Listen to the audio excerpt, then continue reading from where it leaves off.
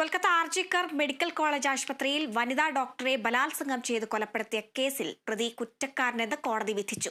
പ്രതി സഞ്ജയ് റോയുടെ ശിക്ഷ തിങ്കളാഴ്ച വിധിക്കും. 5 മാസത്തെ നിയമപോരാട്ടത്തിന് ഒടുവിലാണ് രാജ്യത്തെ നടുക്കിയ ബലാത്സംഗ കൊലയിലെ പ്രതി കുറ്റക്കാരനാണെന്ന് വിചാരണ കോടതി കണ്ടെത്തിയത്.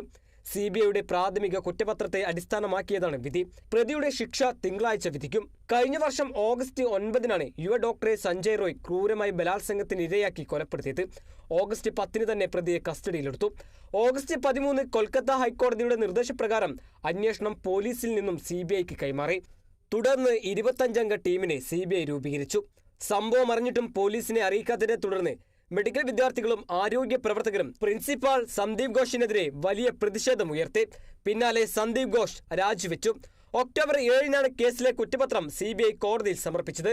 സെമിനാർ മുറിയിൽ വിശ്രമിക്കാൻ പോയ ഡോക്ടറെ ലോക്കൽ പോലീസിന്റെ സിവിക് വളണ്ടിയറായ സഞ്ജയ് ഘോഷ് ബലാത്സംഗം ചെയ്ത് കൊലപ്പെടുത്തിയെന്നാണ് കൊൽക്കത്തയിലെ പ്രത്യേക കോടതിയിൽ സമർപ്പിച്ച കുറ്റപത്രത്തിൽ CBI പറഞ്ഞത്.